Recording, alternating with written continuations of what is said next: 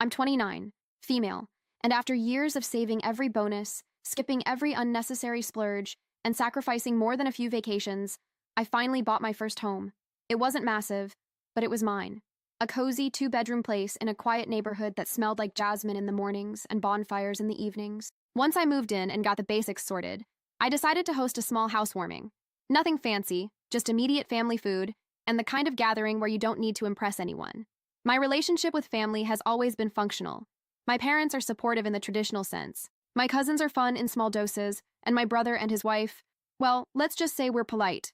My brother Nathan is 3 years older than me, and his wife Amelia has always kept a calm face with slightly sharp edges. We've never fought, never argued, never said anything directly rude, but every word she speaks feels like it's carrying a second meaning underneath. If I wore a red dress, she'd compliment the bold choice. If I got a promotion, she'd hope it wasn't too stressful. I had that kind of energy. A few weeks before the housewarming, the family decided to pool money for a group gift instead of everyone bringing separate ones. My cousin suggested it in the group chat, and everyone seemed to agree quickly. It made sense. It avoids duplicates and lets us get something meaningful. I chimed in with an idea. A custom handmade ceramic dining set made by a local artisan. I'd admired the pieces for years. Simple, unique, and the kind of thing you can't buy at a chain store. Most of the responses were positive. My aunt gave it a thumbs up. My cousin replied, "Love that," but Amelia responded with a comment about it being a bit overly niche for a dining set. I didn't say anything back. My mom messaged me privately and said she thought it was a beautiful idea. Eventually, the group agreed, and I was told it had been ordered. Price was around $500, split among 8 people. Not cheap, but not extravagant either. For something handmade, the group the day of the housewarming came. I spent the whole morning setting up. Made baked ziti, garlic bread, some finger foods, and had wine chilling in the fridge. People started showing up around 3 p.m. My parents brought a nice bottle of red. My cousin walked in with a potted fiddle leaf fig.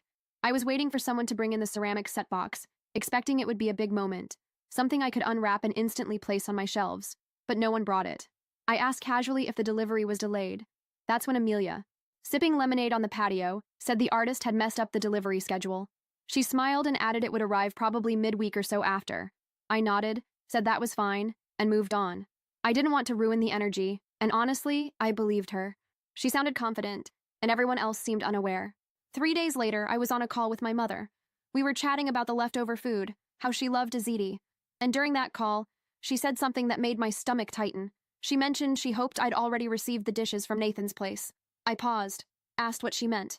She tried to backpedal, but it was too late. I hung up and called my brother directly. No answer. I texted both him and Amelia, asking where the ceramics were. Amelia responded a few hours later.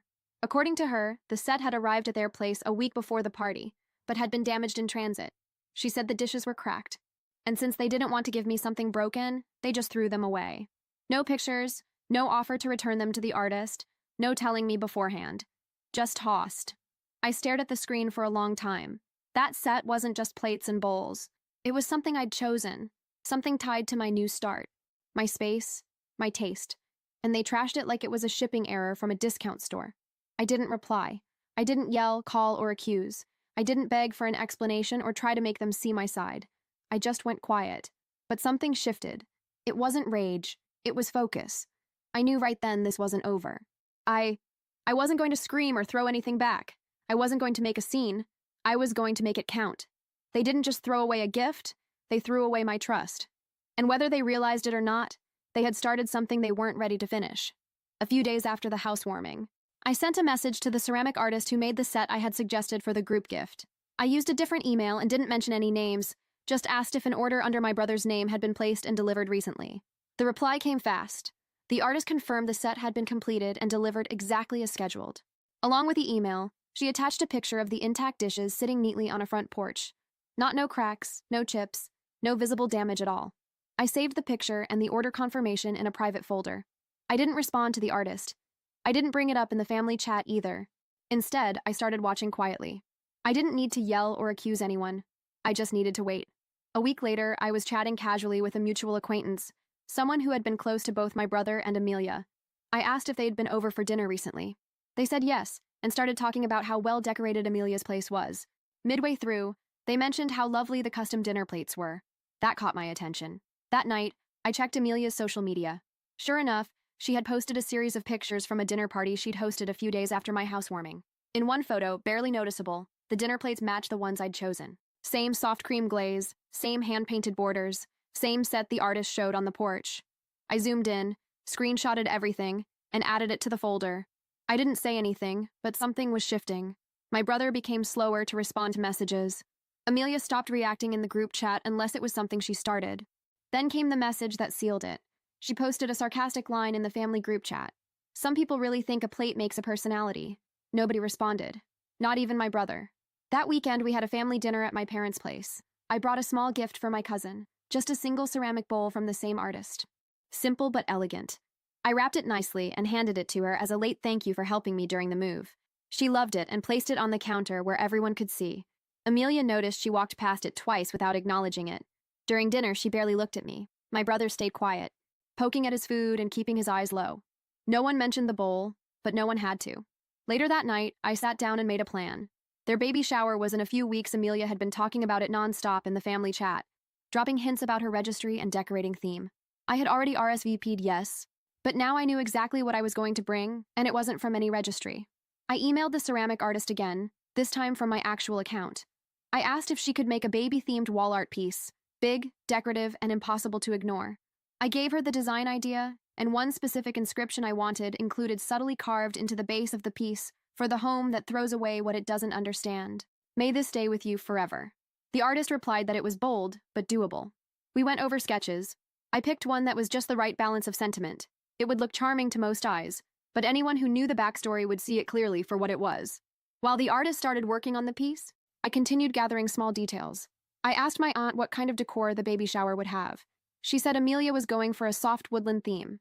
I smiled and told her I was so excited to attend. I offered to bring extra chairs if needed. A week before the event, I wrapped the finished ceramic piece in a large box with layers of tissue and a wide white ribbon. It looked beautiful, harmless, the kind of gift people take pictures of for Instagram. I RSVP'd again to the baby shower just to make sure I was on the list. Amelia sent back a cheerful response, not suspecting a thing. My brother didn't message me at all. I marked the date in my calendar and prepared myself to walk in, smile, and hand over a gift they'd never be able to trash without everyone asking questions. They thought they could erase a gift, and I'd just move on. But I wasn't just giving them something this time. I was giving them a message. One they'd have to look at every day. One they couldn't return, couldn't explain away, and definitely couldn't throw out without raising eyebrows. They had no idea what was coming. The baby shower was held at a rented hall decorated with soft blues, white balloons, and wooden animal centerpieces. It looked like something straight off a Pinterest board. The tables were lined with white tablecloths, small favor bags, and a gift table that was already overflowing. I arrived just on time, wearing a light green dress and carrying a large square gift box tied with a thick cream ribbon. A few relatives noticed the size of the box and asked about it. I just smiled and placed it carefully at the far end of the table. My brother spotted me first. He nodded slightly but didn't come over. Amelia was chatting with a group of friends near the refreshment table when she noticed me. Her smile froze for a second, then returned tight, polite, but not warm. It was clear she hadn't expected me to actually show up, let alone bring something that couldn't be tucked into a diaper bag. An hour in, they started the unwrapping. One of Amelia's friends held a mic and ran the show, calling out names and comments for each gift as Amelia opened them. There were the usual baby clothes, bottles, toys, and themed books. Laughter and clapping followed each item, even the plain ones. Mine was one of the last to be opened. The friend called my name and someone carried the box over to Amelia. She peeled the ribbon, opened the lid, and pulled out the custom ceramic wall piece, hand-painted with woodland animals and soft pastel edges. Everyone leaned in to see. Then came the part only a few people caught, the inscription embedded in the ceramic base. "For the home that throws away what it doesn't understand. May this stay with you forever." A few gasps rippled across the room. One of Amelia's friends squinted, then looked at her. My brother's expression changed instantly. He went pale, turned toward me, and didn't blink. For a few seconds, Amelia stared at the message like she couldn't place it. Then something clicked. She tried to smile, gave a stiff thank you, and quickly moved the gift to the back table. Her voice cracked slightly when she said it would look perfect in the nursery. The event ended not long after. While everyone was grabbing cupcakes and saying their goodbyes, Amelia came up to me near the hallway to the restrooms. Her tone was quiet but firm. She asked if I had intentionally tried to embarrass her. I didn't raise my voice or react. I told her that the gift came from the same ceramic artist she and my brother said had delivered broken plates. I wished her well, turned and walked straight out. That night in the family group chat, my brother posted a vague message. "Thanks to everyone who kept the event warm and normal. Not everyone needs to make things about themselves." Nobody replied. Not one person reacted or sent an emoji. The next day, my mother called. She asked what had happened because she'd heard whispers and didn't understand the tension. I told her everything from start to finish. Then I forwarded her the emails and photos from the ceramic artist. Pictures of the original set delivered to my brother's porch, perfectly intact. She didn't respond for a minute. Then she said, "Okay," and hung up. That was it. Later that week, Amelia sent out invites for a small follow-up lunch she was hosting. But my mother didn't go. Neither did one of my aunts. No one explained why, but I noticed two of my cousins texted me the same day. One just wrote that was iconic. The other sent a string of clapping emojis and said she had that coming for years. I didn't respond to either, but I smiled and added those screenshots to the same folder as everything else. The wall piece wasn't about revenge anymore. It was about making something visible. They had tried to bury my original gift, hide it, erase it, but this one was big. This one had a message they couldn't rewrite, couldn't downplay, and couldn't dispose of without everyone noticing. And still, I wasn't finished. I already had a new idea forming, something they couldn't spin, couldn't misinterpret, and definitely couldn't deny, because the truth wasn't just coming out anymore. It was going on display. A week after the baby shower, the ceramic artist sent me an email. She wanted to give me a heads up. Apparently, Amelia had contacted her directly. The artist seemed concerned, explaining that Amelia had emailed her claiming to be me, asking about purchasing another identical set to replace the first one. The artist found it odd, since I'd already received confirmation about the original order, and she wasn't quite sure why the duplicate request was coming through. She attached screenshots of Amelia's email. I read through it twice. Amelia had used my full name, said there was a misunderstanding about the broken set, and asked if another could be made quickly to make things right. It was desperation wrapped in deceit. She was trying to erase what she'd done before anyone else found out. I thanked the artist for her transparency and asked her not to respond to Amelia just yet. I needed to think. That evening, as I watered the plants on my porch, the one that should have held dinner parties with those ceramic dishes, I realized what I had to do. This wasn't just about plates anymore. It was about patterns. I made a decision and called my parents. I asked them if they could host a family dinner that weekend. Something casual, nothing fancy. My father, always fond of bringing everyone together, agreed immediately. My mother, however, hesitated slightly. I could hear the concern in her voice. "Will Nathan and Amelia be there?" "That's the idea," I replied. "And are you going to address things?" she asked carefully. I kept my voice light. "I'm just going to have dinner, Mom," she sighed. "All right, I'll send out the invites." That night, I emailed the ceramic artist back. I explained the situation in full, how the original set had been kept by my brother and his wife, how they had lied about it being broken, and how Amelia was now trying to cover her tracks. I asked if she would be willing to help me with one final piece of this puzzle. The artist replied by morning. She was in. Over the next few days, my parents' house became the center of family texting. Who was bringing what? What time to arrive? Small talk disguising the obvious tension. Nathan confirmed they would attend, but mentioned they might leave early due to pregnancy tiredness. Amelia didn't comment at all. I spent the days before the dinner preparing. I printed out all the evidence I had gathered. The original confirmation email, the picture of the intact dishes on their porch, screenshots of Amelia's dinner party photos showing the dishes, and lastly, Amelia's desperate email to the artist trying to secure replacements. I placed everything in a simple manila folder and tucked it into my bag. The day of the dinner arrived warm and clear. I drove to my parents' house early to help set up. My mother was arranging flowers on the dining table when I walked in. "Did you bring anything?" she asked, not looking up from her arrangement. "Just myself," I said, setting my bag on a chair. She glanced at me. "That's not entirely true, is it?" I paused. "No, not entirely." She nodded slowly. "Whatever happens tonight, just remember they're expecting a baby. That child didn't do anything wrong." "I know that, Mom," I said. "Trust me." She squeezed my hand and went back to her flowers. People began arriving around 6. My aunt brought a casserole, my cousin carried in dessert.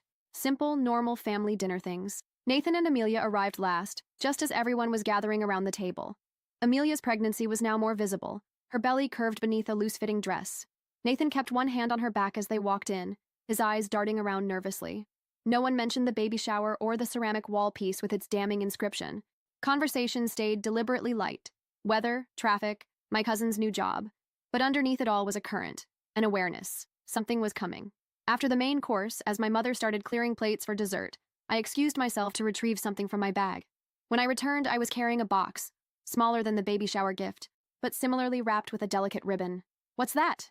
my aunt asked, gesturing to the package. "Just a little something," I said, placing it in the center of the table. "For Nathan and Amelia." The room went quiet.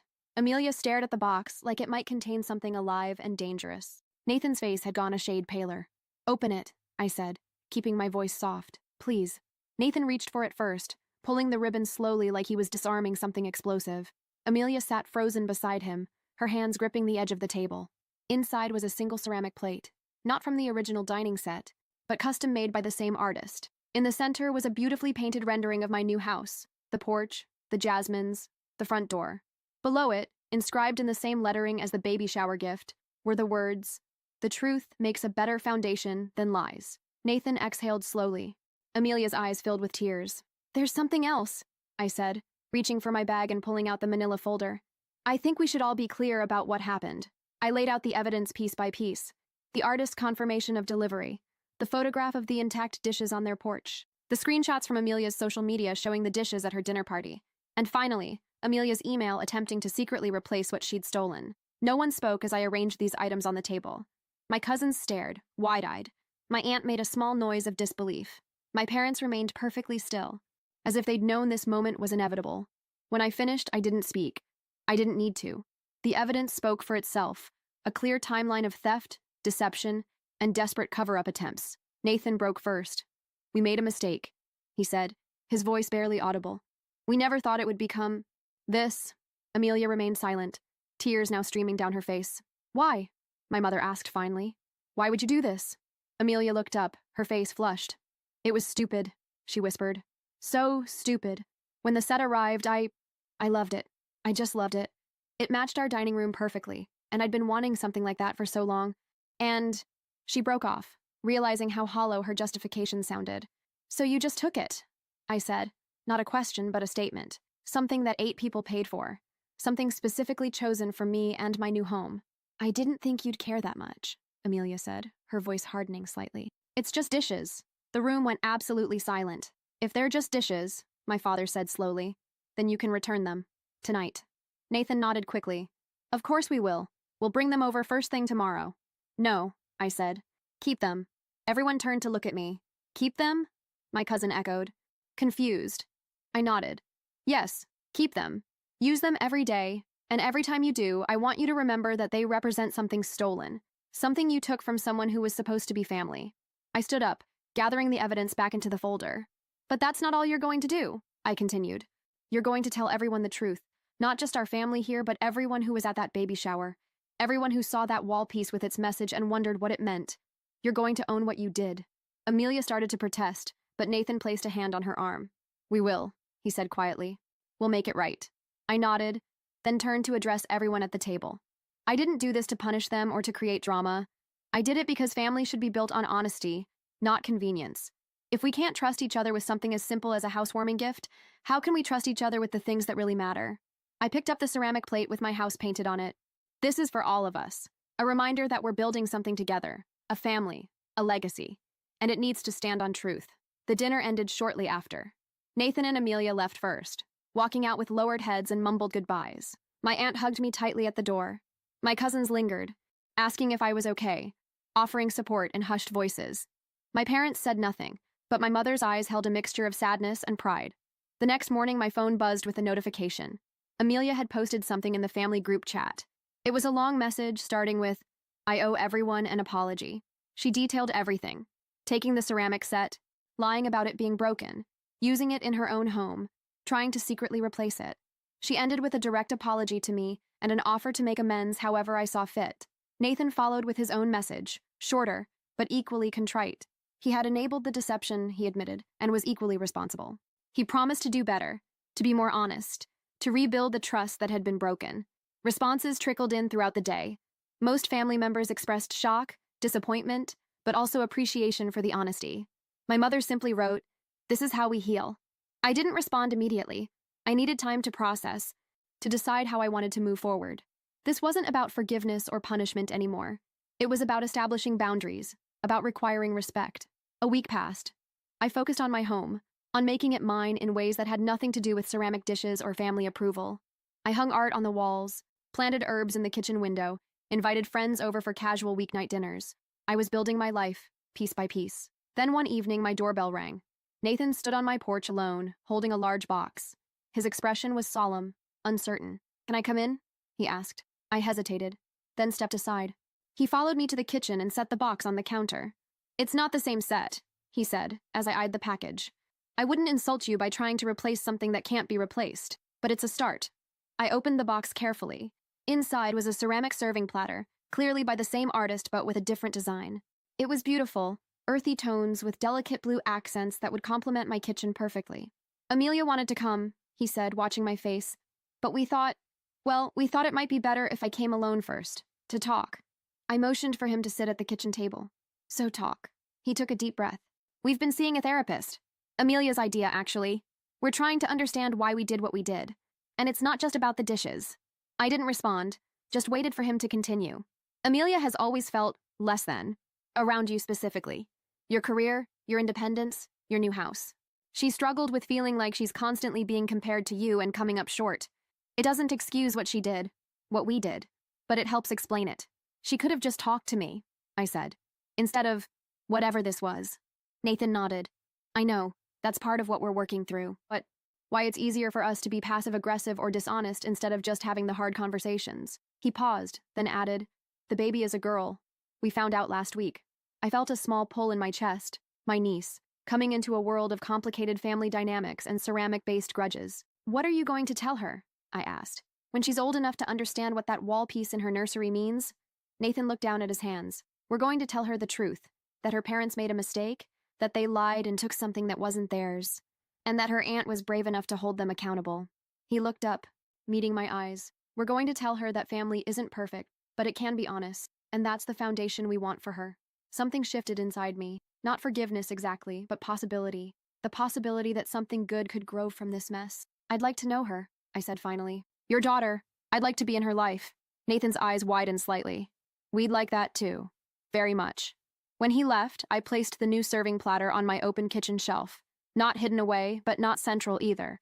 A reminder, but not the focus. That night, I messaged the family group chat. I thanked Amelia and Nathan for their apologies and said I was ready to move forward. I suggested a fresh start, perhaps a small gathering at my place in a few weeks. Nothing fancy, just family. Amelia responded almost immediately with a simple, we would love that. My mother added a heart emoji. My cousins chimed in with dates they were available.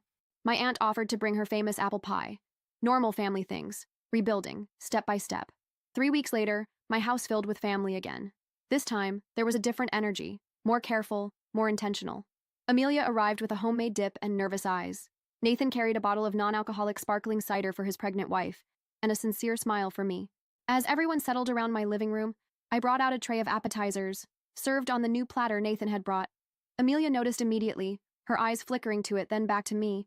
I gave her a small nod, acknowledgement, not quite forgiveness, but something close. My mother, ever the peacemaker, raised her glass. To new beginnings, she said.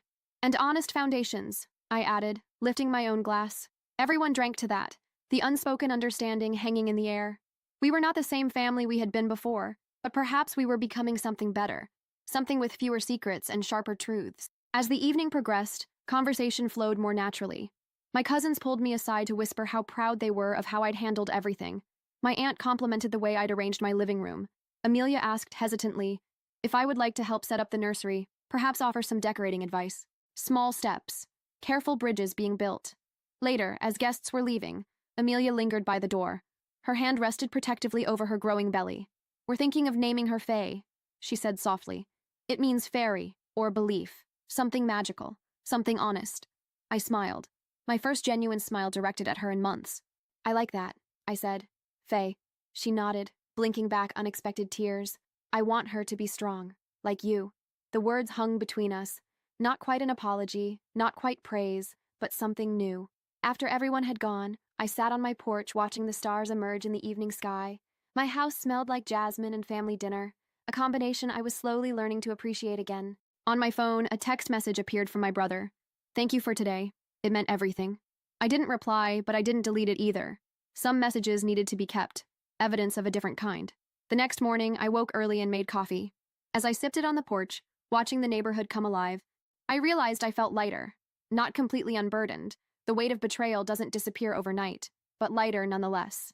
I opened my laptop and navigated to the ceramic artist's website. Her work was beautiful, honest, crafted with care and intention. I browsed until I found what I was looking for, a small ceramic picture frame, simple yet elegant. I ordered it, adding a note requesting a custom inscription on the back. For Faye, may you always know your worth. It wasn't forgiveness exactly. It was investment. In my niece, in our future, in the possibility that broken things can be carefully reconstructed into something new. 2 months later, on a bright Saturday morning, the doorbell rang. Amelia stood on my porch, her pregnancy now prominently displayed. She looked nervous but determined. I hope I'm not interrupting, she said, shifting her weight uncomfortably. Not at all, I replied, gesturing for her to come in.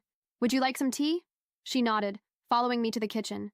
I noticed her eyes scanning the room, lingering momentarily on the ceramic platter displayed on my shelf. I wanted to talk to you, she said, accepting the mug I offered. Alone, without Nathan or the rest of the family. I sat across from her, waiting. She took a deep breath. I've spent a lot of time in therapy these past months, she began, talking about why I took your dishes, why I lied, why I've always felt this competition with you that you probably never even knew existed. She paused, sipping her tea. The therapist helped me see that I've been jealous of you for years. Your career, your independence, the way you seem so confident in your choices. When you bought this house, something in me just snapped. I wanted to take something from you, to make myself feel better about my own choices. I remained silent, allowing her the space to continue. It's embarrassing to admit that as a grown woman, I essentially stole my sister-in-law's birthday present because I was jealous, she said, a bitter laugh escaping her. But that's what happened, and I'm truly sorry. Not just for taking the dishes, but for the years of backhanded comments, the subtle digs, the silent judgments. I studied her face, searching for sincerity, and finding it. Thank you for telling me, I said finally. I always sensed something wasn't right between us, but I couldn't name it. I didn't realize you saw me that way. That's the worst part, Amelia admitted. You were never competing with me. You were just living your life, and I was the one making it into something ugly. She placed a hand on her belly. I don't want to be that person anymore. I don't want Faye to have a mother who measures her worth against others, who takes what isn't hers, who lies to cover her insecurities. I reached across the table and after a moment's hesitation, placed my hand over hers. Then she won't, I said simply. Because you're going to show her a different way. Amelia's eyes filled with tears. I'd like us to start over, if you're willing. Not pretending this didn't happen, but moving forward with honesty. I nodded slowly. I'd like that too. Before she left, I showed her the ceramic picture frame I'd ordered for Faye. She read the inscription and looked up at me, her expression a mixture of surprise and gratitude. You're going to be a wonderful aunt, she said softly. I'm going to try, I replied. And you're going to be a good mother. Not perfect, but honest. That's what matters. After she left, I stood in my doorway for a long time, watching the jasmine sway in the gentle breeze. The scent reminded me of new beginnings, of houses becoming homes, of family rebuilding itself dish by broken dish. That evening, I called the ceramic artist and placed one final order. A full dining set, not the same as the original, but similar in spirit. This one would be for me, for my home, for the dinner parties I would host and the memories I would create. When the artist asked if I wanted any special inscription, I thought for a moment. Yes, I said finally. Just one word. Just forward. 3 weeks later, Faye was born. 7 pounds, 4 ounces, with Nathan's eyes and Amelia's chin. I visited them in the hospital, carrying a small gift bag containing the ceramic picture frame. Amelia, exhausted but radiant, took it with trembling hands. She read the inscription again, then passed it to Nathan, who nodded appreciatively. It's perfect, he said, for her first picture. I held my niece carefully, this tiny person untouched by our complicated past, our ceramic-laden drama. She yawned, her small face scrunching up momentarily before relaxing again. Hello, Faye, I whispered. I'm your aunt. We're going to be just fine. As I handed her back to Amelia, our eyes met. Something passed between us. Not friendship exactly, not yet, but understanding. We had both changed through this strange, porcelain-centered conflict. We had both become more solid, more defined. The following weekend, I hosted my first proper dinner party in my home. Not family this time, but friends. People who knew nothing of stolen dishes or baby shower revenge gifts. We ate and laughed and told stories that had nothing to do with betrayal or jealousy. I served the meal on my new ceramic dishes, each one bearing that single word on its underside. Forward. One friend noticed, turning a plate over curiously. What does this mean? She asked. I smiled, thinking of the long, strange journey that had led to this moment. It's a reminder, I said, that even when things break, we can choose which direction to move. Later that night, after everyone had gone, I sat on my porch with a glass of wine. My phone buzzed with a text from Amelia, a picture of Faye sleeping in her nursery, the ceramic wall piece visible in the background. Its inscription seemed different now, transformed by time and truth and tiny new life. For the home that throws away what it doesn't understand. May this stay with you forever. What once felt like perfect revenge now felt like something else entirely, a marker of where we'd been, but not where we were going. I saved the photo, not in my evidence folder, but in a new one labeled simply Faye. Then I sent back a single heart emoji, small but sincere. A tiny ceramic piece in our newly reassembled relationship. 6 months passed. My dining set became well used, hosting friends, colleagues, even family. Nathan and Amelia came for dinner once a month, baby Faye growing chubbier and more alert with each visit. Our conversations became easier, more genuine. Not perfect, but honest. The original ceramic set remained at their house, a silent reminder of our shared history. Neither of us mentioned it anymore. Some things are better left as lessons than as ongoing conflicts. One evening, as I was setting the table for another gathering, my phone rang. It was the ceramic artist. "I hope you don't mind me calling," she said, "but I wanted to let you know something interesting. Amelia reached out to me last week." I tensed slightly. "Oh?" "She commissioned a piece for you," the artist continued. "A large serving bowl to match your current set. She asked me to inscribe it with something special." "What does it say?" I asked. Curious despite myself, the artist's voice softened. "It says, 'Found what was broken, built what is new.' She asked me to tell you it will be delivered next week, for your birthday." After we hung up, I stood in my kitchen surrounded by ceramic dishes that had somehow, improbably, helped rebuild a family. Dishes that had been stolen, lied about, replaced, inscribed with messages both cutting and healing. I picked up one of my plates, running my finger over the familiar glaze. "Forward," I whispered to myself, smiling at the simplicity of it all. When Amelia's gift arrived the following week, I placed it in the center of my dining table. The inscription curved around its base, a perfect circle of reconciliation. Found what was broken, built what is new. That night, I sent her a message. "It's beautiful, thank you." Her reply came quickly. "It's just dishes." But also it's not. I laughed out loud at the perfect truth of it. Dishes that were never just dishes. Family that was never just family. Homes that were never just structures. A year after the original housewarming party, I hosted another one.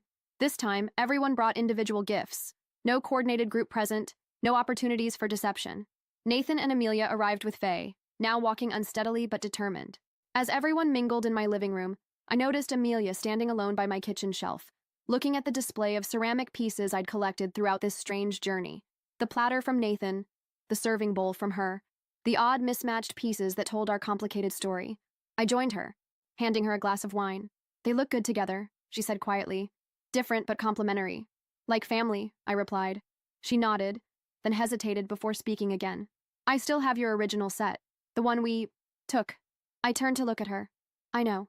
I've been thinking maybe we should return it. Now that we've moved past it, maybe it should finally be where it was meant to be." I considered this, looking around my home filled with friends and family, warm light and shared laughter. The ceramic dishes that had caused so much drama now seemed almost trivial compared to what had been built in their absence. "Keep them," I said finally. "They're part of your story now, too. But thank you for offering." She smiled, relieved. "Are you sure?" "I am," I said, completely certain. Some things aren't meant to go back to what they were. They're meant to become something different. Something better. Later that evening, as everyone gathered around my dining table set with my inscribed dishes, my mother raised her glass for a toast. "To homes," she said, looking around at all of us, "and to the people who make them worth coming back to." "To truth," Nathan added, his arm around Amelia. "To forward," I finished, lifting my glass and catching Amelia's eye across the table. She nodded slightly, understanding exactly what I meant. We had moved past broken dishes and broken trust. We had built something new, not perfect, not unmarked, but honest. And in the end, that was worth more than any ceramic set, no matter how beautiful or how carefully crafted. As the evening wound down and guests began to leave, Faye toddled over to me with something clutched in her small hand. It was a tiny ceramic button, one I recognized from the artist's collection, a sample she had included with my last order. "For you," Faye said, her voice clear and sweet, offering up this small token. I accepted it carefully. This gift freely given, this tiny piece of a much larger story. "Thank you, Faye." Amelia watched from across the room, a smile playing at her lips. We had come full circle, from stolen gifts to honest offerings, from broken trust to something slowly being rebuilt. That night, after everyone had gone and my house was quiet again, I placed Faye's ceramic button on my bedside table. A small reminder of big lessons, that family is complicated, that honesty matters, that forward is the only direction worth moving. Outside, the jasmine continued to bloom, its scent drifting through open windows. My home smelled like flowers and possibilities, like truth and second chances, like ceramic dishes, beautiful, breakable, but also surprisingly strong when properly made. I fell asleep that night feeling at peace, with my home, with my family, with the strange journey that had brought us here, to this imperfect but honest place. This foundation built on truth, this forward-moving life. And all because of ceramic dishes that were never just dishes. Never just objects, but vessels for something much more important. The truth we choose to serve each other. Day after day, meal after meal, story after story.